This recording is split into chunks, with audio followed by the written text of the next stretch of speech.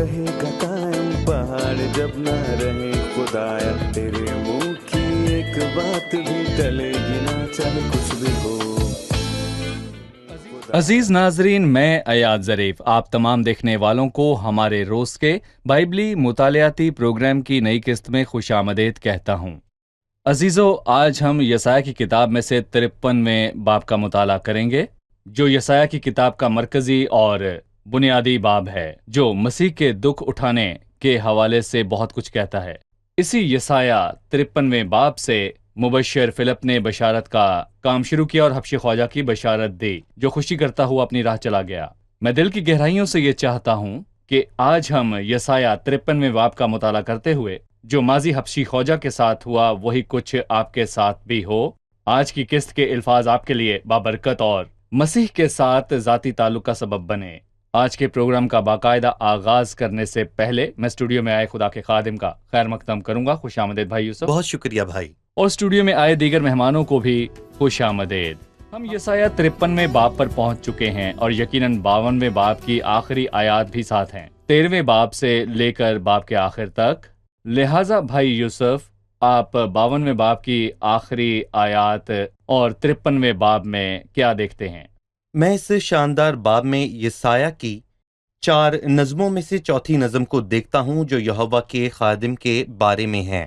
میں کہوں گا کہ یہ ایک عظیم نظم ہے جو کہ مسیح اور اس کے مصلوب ہونے کے حوالے سے ہے، اور میں اپنے پیارے ناظرین کو یہ یاد دلانا چاہوں گا کہ یسایہ کی کتاب کے 40 تا 48 ابواب، جو کہ 27 ابواب ہیں جنہیں 3 برابر حصوں میں تقسیم کیا گیا ہے. پہلا حصہ 40 تا 48 باب اور اس کے بعد باب 49 تا 58 یہ دوسرا حصہ ہے، اور پھر 66ویں باب تک یہ تیسرا حصہ ہے، اور یہ باب میں کہوں گا کہ 2 حصوں کے درمیان ہے، جس کا مطلب یہ ہے کہ یہ باب دوسری کتاب کے وسط میں آتا ہے. اور دوسری کتاب ہمیں نئے عہد نامے کی یاد دلاتی ہے، گویا روح القدس ہم سے یہ کہنا چاہتا ہے کہ نئے عہد نامے کے دل میں مسیح مصلوب ہے، اور اسی لیے یہ خوبصورت نظم کے 15 بند ہیں. اور پھر اس خوبصورت نظم کے میں کہوں گا کہ ہر پیراگراف میں 3 بند موجود ہیں، اور 52ویں باب کی آخری 3 آیات یعنی کہ 13، 14 اور 15 ایک پیراگراف ہے، اور پھر اگلی 3 آیات میں ایک اور بات کی گئی ہے، اور ان سے اگلی 3 آیات میں تیسری اور اگلی آیات میں چوتھی اور 5ویں بات ہے. اور میں کہوں گا کہ 5 ضرب 3 15 ہوتے ہیں، اور اس نظم میں بھی 15 بند موجود ہیں. 15 بند. صحیح. بھائی یوسف، میں آپ کے سامنے 52ویں باب کی آخری آیات پڑھنا چاہوں گا، جہاں لکھا ہے، دیکھو میرا خادم اقبال مند ہوگا، وہ اعلیٰ برتر اور نہایت بلند ہوگا، جس طرح بتیرے تجھ کو دیکھ کر دنگ ہوں گے. اس کا چہرہ ہر بشر سے زائد اور اس کا جسم بنی آدم سے زیادہ بگڑ گیا تھا، اسی طرح وہ بہت سی قوموں کو پاک کرے گا، اور بادشاہ اس کے سامنے خاموش ہوں گے، کیونکہ جو کچھ ان سے کہا نہ گیا تھا وہ سمجھیں گے، اور جو کچھ انہوں نے سنا نہ تھا وہ سمجھیں گے. دیکھو میرا خادم. ہم ان 3 آیات میں اس خادم کے متعلق کیا جانتے ہیں؟ یعنی خدا اپنے خادم پر فخر کرتا ہے، پر کوئی مالک اپنے خادم پر فخر نہیں کرتا. لیکن کسی خادم کا اپنے مالک کی طرف اشارہ کرنا فطری بات ہے کہ دیکھو وہ میرا مالک ہے. لیکن در حقیقت یہ خادم لشکروں کے خدا کا ساتھی ہے، وہ کوئی خادم نہیں ہے، لیکن اس نے اپنی خوشی سے خادم بننا گوارا کیا تاکہ خدا کو جلال دے، لیکن انسان نے اس کی توہین کی. اسی لیے وہ اشارہ کر کے کہتا ہے دیکھو میرا خادم.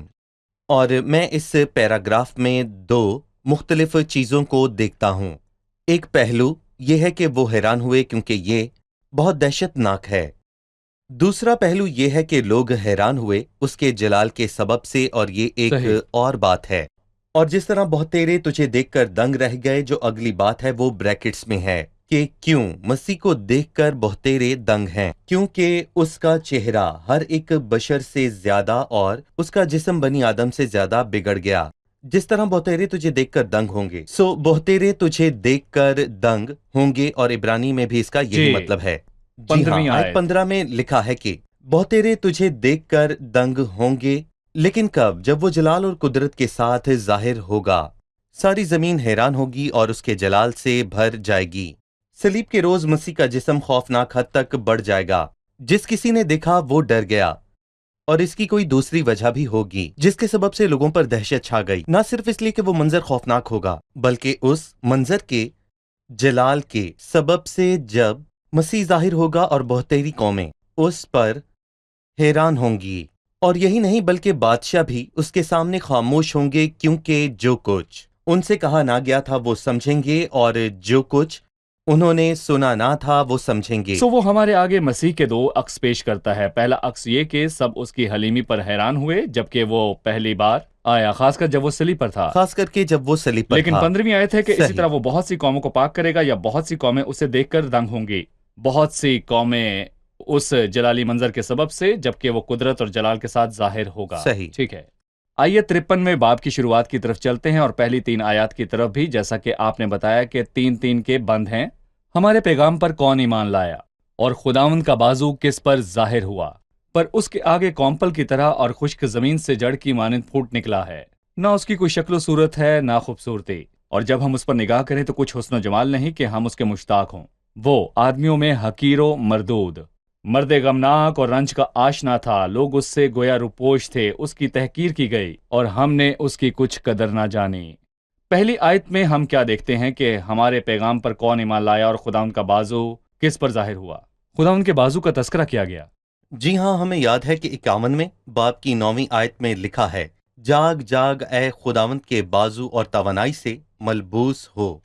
اور جب خداوند کا بازو ظاہر ہوا جو کہ یسوع المسیح ہے، تو اسی کو یہاں خداوند کا بازو کہا گیا اور اسے رد کیا گیا، جیسا کہ ہم ملاکی کے 2 باب میں واضح طور پر پڑھتے ہیں کہ عدل کا خدا کہاں ہے، جبکہ عدل کا خدا ملاکی 3 میں ان کے پاس آیا اور کوئی اس کے ظہور کے دن کو برداشت نہ کر سکا۔ سو بظاہر تو انسان چاہتا ہے کہ خدا مداخلت کرے، وہ دخل اندازی کرے، لیکن وہ خدا کو اپنی مرضی کے مطابق ڈھالنا چاہتا ہے، اور لوگ اسی لیے بتوں سے خوش ہوتے ہیں کیونکہ وہ انہیں اپنے مطابق ڈھال لیتے ہیں۔ اگر مجھے اس کا ناک پسند نہیں تو میں اسے ہٹا دوں گا، بدل دوں گا۔ جو مجھے پسند آئے گا میں ویسا کروں گا۔ لیکن پاک خدا جو کہ گناہ سے نفرت رکھتا ہے، نہیں، مجھے یہ نہیں چاہیے، میں یہ نہیں چاہتا۔ سو یہاں جاگ آئے خداوند کے بازو، اور خدا کا بازو اپنے وقت پر ظاہر ہوا۔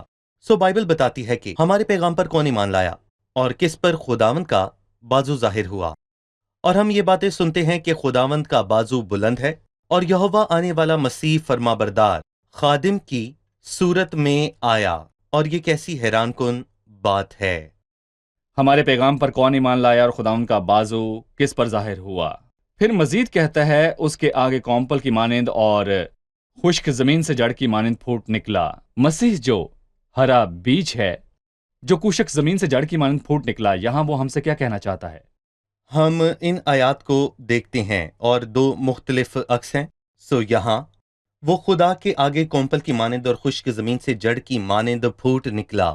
ایک تسلی بخش نظارہ ہے۔ اگر آپ صحرا میں چل رہے ہوں اور آپ کو خشک زمین میں سے ایک ہرا پودا دکھائی دے تو یقیناً آپ سب کچھ چھوڑ کر اس ہرے پودے کو دیکھنے لگیں گے، اور یہی خدا نے کیا جب یسوع المسیح دنیا میں آیا۔ سو اس نے آسمان کھولا، گویا کہ وہ تمام لشکروں کو پکار کر کہہ رہا ہو کہ آؤ دیکھو، مجھے ایک شخص مل گیا ہے جو میرے دل کو خوشی دے گا۔ لیکن دوسری آیت میں بذات خود اس شخص کی نہ تو کوئی شکل و صورت ہے اور نہ ہی خوبصورتی، اور جب ہم اس کو دیکھتے ہیں تو کوئی حسن و جمال نہیں کہ ہم اس کے مشتاق ہوں۔ 2 متصادم عکس ہیں۔ تیرے پاک خادم یسوع کے خلاف جسے تو نے مسا کیا، یعنی ہیرودیس اور گورنر، یعنی پینتوس اور پلاطوس اور غیر قوموں کے سارے لوگ جمع ہوئے۔ سو خدا نے اس کا انتخاب کیا اور لوگوں نے اسے رد کیا۔ لوگوں نے اسے صحیح۔ رد کیا کیونکہ وہ خدا کا چنا ہوا تھا۔ ٹھیک ہے، سو یہ بات کہ نہ اس کی کوئی شکل و صورت ہے نہ خوبصورتی، یہ لوگوں کا نظریہ ہے، اس کے متعلق لوگوں کی رائے، اور جب ہم اس پر نگاہ کریں تو کچھ حسن و جمال نہیں کہ ہم اس کے مشتاق ہوں۔ وہ آدمیوں میں حقیر و مردود، مرد غمناک اور رنج کا آشنا تھا۔ حقیر و مردود، یہ بات مسیح کی زمینی زندگی میں کس طور پر پوری ہوئی؟ دراصل اس کی ساری زندگی میں اور زندگی کے اختتام پر ایسا ہی تھا۔ اور یوحنا 1 میں جب فلپی نے ناتنیل کو بلا کر کہا کہ جس کے بارے میں موسیٰ نے شریعت میں اور نبیوں نے کہا ہے وہ یوسف کا بیٹا یسوع ناصری ہے، اور اسے کہا تو سنجیدہ ہے، اس نے کہا ہاں میں سنجیدہ ہوں۔ کیا ناصرت سے کوئی اچھی چیز نکل سکتی ہے؟ آئیں اب ہم یوحنا 7 کی طرف چلتے ہیں، جہاں نیکودیمس مسیح کا دفاع کرنے نہیں بلکہ اس کے خلاف پھیلی ہوئی بیجا نفرت کو روکنا چاہتا تھا۔ اس نے کہا ہماری شریعت کے مطابق کسی کو سنے بغیر مجرم ٹھہرانا جائز نہیں۔ انہوں نے کہا نیکودیمس تجھے کیا ہو گیا ہے؟ ہم تو تجھے معتبر سمجھتے تھے۔ کیا گلیل میں سے بھی کبھی کوئی نبی برپا ہوا؟ دیکھ لے اور جان لے، کیونکہ کوئی بھی نبی گلیل سے نہیں آیا، وہ آدمیوں میں سے حقیر و مردود تھا۔ اور انہوں نے اس کی قیمت لگائی، اور بائبل میں اسے بہت ہی تنزیہ طور پر کہا گیا ہے کہ اس کی بڑی قیمت لگائی گئی۔ وہ بڑی قیمت کیا تھی؟ چاندی کے 30 سکے۔ یہ 30 سکے کیا ہیں؟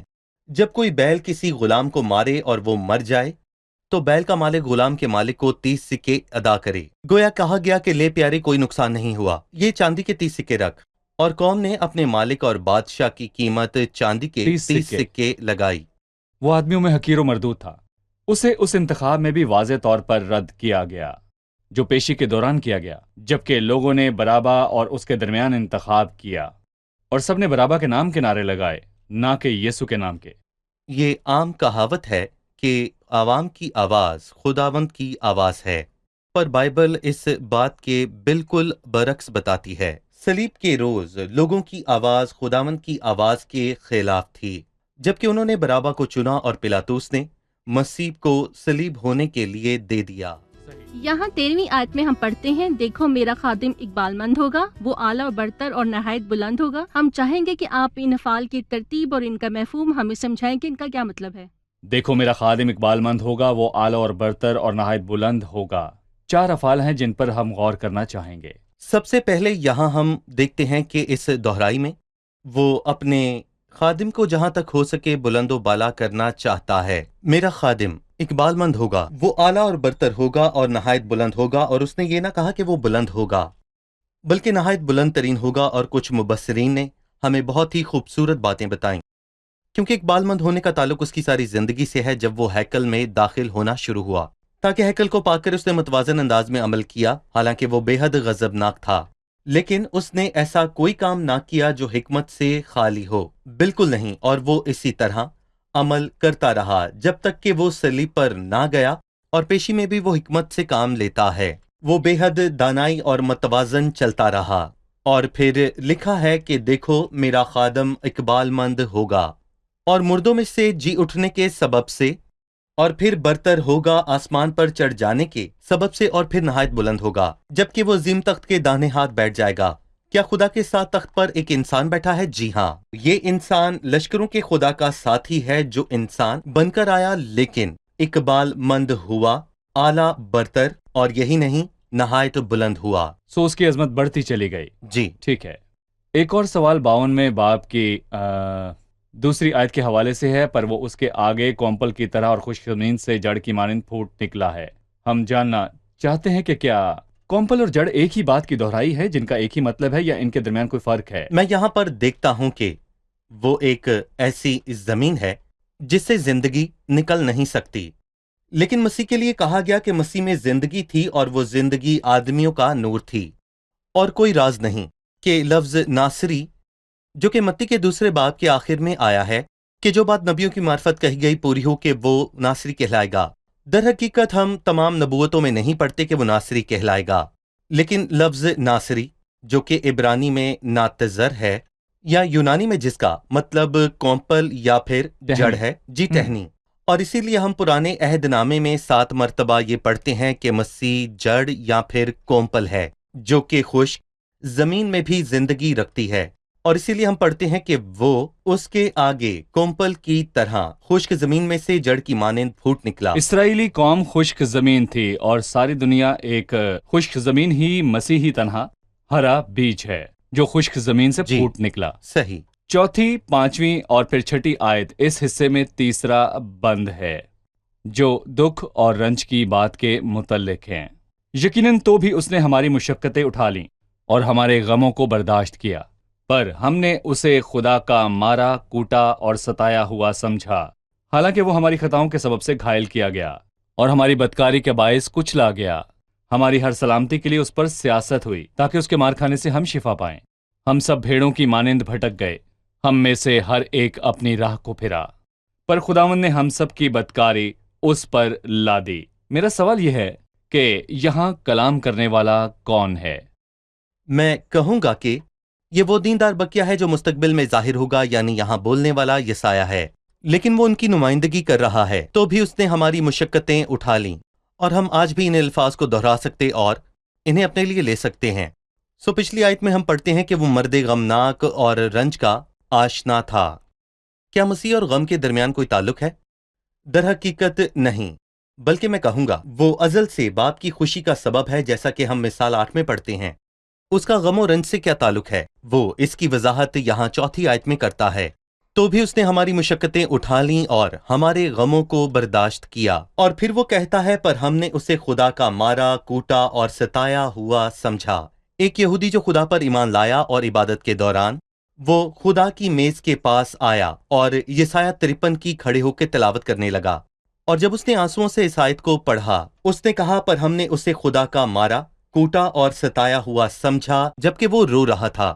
اس نے کہا ہم غلط تھے۔ وہ مزید پڑھتا گیا، حالانکہ وہ ہماری خطاؤں کے سبب سے گھائل کیا گیا اور بدکاری کے باعث کچلا گیا، اور ہماری سلامتی کے لیے اس پر سیاست ہوئی تاکہ اس کے مار کھانے سے ہم شفا پائیں۔ آج بہت سے لوگ حیران ہیں کہ ہم صلیب سے کیوں محبت رکھ سکتے ہیں۔ کیوں؟ دراصل صلیب کو مسیح نے میرے بدلے اٹھایا، تو میں صلیب سے کیوں کر محبت نہ رکھوں؟ وہ میرے لیے مصلوب ہوا، ذلیل ہوا اور دکھ اٹھایا، اور جس نے مسیح کے فضل کے وسیلے میری خاطر موت کو چکھا، میں اس کی قدر کیسے نہ کروں؟ اور ہماری بدکاری کے سبب سے وہ کچلا گیا، ہماری ہی سلامتی کے لیے اس پر سیاست ہوئی تاکہ اس کے مار کھانے سے ہم شفا پائیں۔ آپ نے بتایا کہ وہ دیندار بقیہ یہ بات مستقبل میں کہے گا، جی۔ سو یہ بات تو ناظرین کے لیے واضح ہے۔ یہودی قوم غیر قوموں میں پھیلنے کے دور میں بھی یہ مانتی ہے جو صلیب پر مصلوب ہوا وہ ایک انسان تھا جو یسوع مسیح کہلاتا تھا، اور وہ مسیحا نہ تھا، اور اس کی مصلوبیت خدا کی اس پر عدالت اور قہر کے نتیجے میں ہوئی۔ شاید وہ کہتے ہیں پر ہم نے اسے خدا کا مارا، کوٹا اور ستایا ہوا سمجھا۔ اگر آپ کسی یہودی سے پوچھے تو وہ آپ کو بتائے گا کہ جو صلیب پر مارا گیا وہ مسیحا نہیں ہے، وہ یسوع تھا جس پر خدا غضبناک تھا اور اس نے اسے صلیب پر مارا۔ لیکن جب وہ اس بڑی مصیبت سے گزریں گے، کفارے کے روز ان کی آنکھیں کھلیں گی اور وہ مسیح کو پہچانیں گے کہ وہ خدا کا ذبح کیا ہوا برا ہے۔ وہ جانیں گے کہ وہ غلط تھے، جیسا کہ آپ نے کہا۔ صحیح۔ شاید تب جب کہ وہ کہیں گے حالانکہ وہ ہماری خطاؤں کے سبب سے گھائل کیا گیا اور ہماری بدکاری کے باعث کچلا گیا، جبکہ وہ مسیح کے کام کو شخصی طور پر قبول کریں گے۔ میں ایک بات پر غور کروں گا کہ ہم سب بھیڑوں کی مانند بھٹک گئے، ہم میں سے ہر ایک اپنی راہ کو پھرا۔ کیا یہ الفاظ اسی قوم کے لیے ہیں یا ہر ایک کے لیے جو بھٹک گیا؟ ہم سب کے لیے۔ کسی نے یسایہ 53 پر بہت خوبصورت تبصرہ کیا کہ 2 کالج اور ایک یونیورسٹی ہے۔ 2 کالجز میں جانے والا یونیورسٹی سے گریجویٹ ہوتا ہے۔ وہ 2 کالجز کون سے ہیں؟ اور میں چاہتا ہوں کہ جسے لکھنا پڑھنا آتا ہے یا نہیں آتا وہ اس کالج میں داخل ہو۔ پہلا کالج، ہم سب بھیڑوں کی مانند بھٹک گئے۔ کیا میں بھی؟ جی، میں تو گروہ کا سردار ہوں، اور ہم میں سے ہر ایک اپنی اپنی راہ کو پھرا۔ یہ دوسرا کالج ہے۔ آپ دیکھیں گے کہ زانیہ کی راہ شرابی سے اور شرابی کی راہ سود خور سے مختلف ہے۔ ہر ایک اپنی اپنی راہ کو پھرا، لیکن ہم سب ہی گناہ گار ہیں، پر خدا نے ہم سب کی بدکاری اس پر لاد دی۔ اور یونیورسٹی جو پہلے کالج میں داخل ہوتا ہے اور کہتا ہے کہ ہم سب بھیڑوں کی مانند بھٹک گئے، دوسرا کالج ہے۔ ہم میں سے ہر ایک اپنی اپنی راہ کو پھرا۔ میں آپ سے فرق ہوں، آپ مجھ سے اور آپ ناظرین سے فرق ہیں، لیکن ہم سب نے گناہ کیا اور ہم سب بھٹک گئے، اور خدا نے ہم سب کی بدکاری اس پر لاد دی۔ اور مبارک ہے وہ جو مکتب میں تعلیم پاتا ہے، وہ آزاد ہوگا اور صادق ٹھہرایا جائے گا اور گناہ سے چھڑایا جائے گا۔ صحیح۔ اب مہمانوں سے ان کا سوال جانتے ہیں۔ ہماری ہی سلامتی کے لیے اس پر سیاست ہوئی تاکہ ہم اس کے مار کھانے سے شفا پائیں۔ ہم ان 2 باتوں کی وضاحت چاہتے ہیں کہ ہماری ہی سلامتی کے لیے اس پر سیاست ہوئی اور اس کے مار کھانے سے ہم نے شفا پائی۔ ان باتوں سے ہم کیا سیکھتے ہیں بھائی یوسف؟ مثال کے طور پر میں کسی کا قرض دار ہوں، اور میں اس شخص سے ملنا نہیں چاہتا، اور جب مجھے یہ پتا ہو کہ وہ اس گھر میں ہے تو میں اس گھر میں نہیں جاؤں گا، کیونکہ میں اس کا قرض دار ہوں۔ وہ مجھ سے ادائیگی کا مطالبہ کرتا، میں مفلس ہوں۔ جب تک کہ کوئی مہربان شخص مثال کے طور پر آپ آ کر میرا قرض ادا نہیں کر دیتے، اور اس صورت میں میرے اور اس قرض خواہ کے درمیان امن قائم ہوگا صحیح۔ کہ میں نے قرض ادا کر دیا۔ یا میں یوں بھی کہہ سکتا ہوں کہ یہ ایک خوبصورت کتابچے کا عنوان ہے کہ وہ میرے لیے مارا گیا۔ یہ 2 بھائیوں کی کہانی ہے، ان میں سے ایک شریر ہے اور وہ دوسرے کو کہتا ہے کہ توبہ کر، لیکن افسوس کہ وہ اپنی شرارتوں میں مگن رہا، یہاں تک کہ اس نے ایک شخص کو قتل کر دیا اور اس کے کپڑوں پر اس کا خون لگ گیا، اور وہ اپنے بھائی کے پاس بھاگ کر آیا کہ مجھے چھپا لے۔ سو اس نے اسے کہا جلدی اپنے کپڑے اتار۔ اس نے اپنے کپڑے اتارے اور ایماندار بھائی نے انہیں پہن لیا۔ پولیس آئی اور انہوں نے اس خون آلودہ کپڑے پہنے ہوئے شخص کو جیل میں ڈال دیا، اور اس کا بھائی تمام پیشیوں کے دوران خاموش رہا، یہاں تک کہ اسے موت کی سزا ہوئی۔ اور اس نے کہا میری بس ایک ہی درخواست ہے کہ یہ خط میری موت کے بعد میرے بھائی کو دے دیا جائے، اور اسے بتایا جائے کہ میں نے تیری جگہ موت قبول کی تاکہ تجھے توبہ کا موقع مل سکے۔ اور وہ شخص جس کا بھائی اس کی وجہ سے مارا گیا، حکومت اسے مجرم نہیں سمجھتی، حکومت کی اس سے صلح ہے، لیکن کسی نے اس کی قیمت ادا کی ہے، اور جی۔ جب مسیح صلیب پر تھا اس نے میرے گناہوں کی قیمت ادا کی۔ اور ایک گیت کے بول ہیں کہ تو ہی میری خاطر مارا گیا اور میرا بوجھ اٹھا لیا، اور آسمان پر تو ہی ہے جو میری شفاعت کرتا ہے، اور میں اپنے بھائی کا قرضدار ہوں کیونکہ اسی کے وسیلے میری خدا سے صلح اور ہوئی۔ اسی کے مار کھانے سے تم نے شفا پائی۔ مار کھانا کیا ہے؟ کوڑے لگنے کا درد۔ پولس رسول یہی کہتا ہے کہ کس کے مار کھانے سے تم نے شفا پائی۔ اس کا مطلب انسانی ہاتھ سے پڑنے والی مار نہیں، بلکہ مار یہاں واحد استعمال ہوا ہے، یعنی جو کچھ مسیح نے خدا کے ہاتھ سے سہا، جو کہ ہمارے گناہوں کی سزا تھی۔ کیونکہ انسانی ہاتھ سے ملنے والا درد اسے صداقت کا شہید بناتا ہے، لیکن ہمیں خدا کے ہاتھ سے نجات بخش مار کی ضرورت تھی، جو عادل منصف ہے اور قرض خواہ ہے۔ صحیح۔ ٹھیک ہے، بہت شکریہ آپ کا بھائی یوسف۔ شکریہ۔ ہماری خواہش تو ہے کہ اس عظیم باب میں مزید آگے بڑھے جو کہ کروڑوں لوگوں کی نجات کا سبب جی ہے۔ بالکل۔ ہم آنے والی قسط میں بات چیت کو آگے بڑھائیں گے۔ ابھی وقت ہے کہ ہم جانیں مہمانوں نے آج کیا سیکھا۔ ہم نے قسط کے آغاز میں مسیح کی ذات پر بات کی اور 52ویں باب کی 13ویں آیت سے شروعات کی۔ دیکھو میرا خادم اقبال مند ہوگا، وہ اعلیٰ برتر اور نہایت بلند ہوگا۔ ان 4 افعال میں 4 چیزیں ہیں، آپ میں سے کون بتائے گا کہ وہ کیا ہیں؟ پہلی بات اقبال مند ہوگا، جو کہ مسیح کی زندگی کے ہر حصے میں واضح تھی۔ وہ واقعی ہر بات میں دانائی کو حکمت سے پیش آ رہا تھا۔ دوسری بات ہے کہ وہ اعلیٰ ہوگا، تو وہ مردوں میں سے جی اٹھنے کے سبب سے اعلیٰ تھا۔ اور تیسری بات کہ وہ برتر ہوگا، مسیح آسمان پر جانے کے سبب سے برتر ہے۔ اور چوتھی کہ وہ نہایت بلند ہوگا، خدا کے بلند تخت پر اس کے دہنے ہاتھ بیٹھنے کے سبب سے۔ صحیح، یہ مستقبل کا جلال ہے۔ جی بھائی نہایت بلند ہوگا، جبکہ وہ نہایت قادر بلند مطلق کے داہنے ہاتھ جا بیٹھا۔ صحیح۔ پھر 14ویں آیت ہے کہ جس طرح بتیرے تجھے دیکھ کر دنگ ہو گئے، اور ہم نے جانا کہ 15ویں آیت سے بھی اس کا تعلق ہے کہ وہ بہت سی قوموں کو پاک کرے گا۔ ان 2 آیات کے درمیان کیا تعلق ہے؟ پہلی بار حیرت تب ہوئی جب خداوند یسوع مسیح دنیا میں تھا، خاص کر صلیبی کام کے وقت اس کا چہرہ بگڑ گیا تھا۔ دوسرا عکس ہے، ہم بعد ازاں دیکھیں گے کہ جب خداوند یسوع دوسری آمد میں جلال اور قدرت کے ساتھ آئے گا اور اسے دیکھ کر قومیں دنگ ہوں گی۔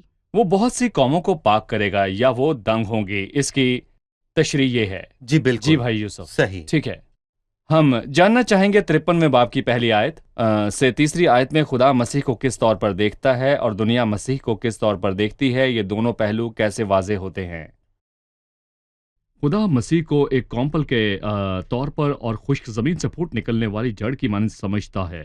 تمام تر خشکی کے باوجود اس نے خدا کے دل کو خوش کیا، لیکن لوگوں نے اسے حقیر سمجھا۔ شاید ہم اسے یوحنا 1 میں دیکھتے ہیں جہاں نتنیل کہتا ہے کیا ناصرت سے کوئی اچھی چیز نکل سکتی ہے؟ اور ہم نیکودیموس کو یوحنا 7 میں دیکھتے ہیں، اور ہم دیکھتے ہیں کہ قوم نے اس کی قیمت فقط چاندی کے 30 سکے لگائی۔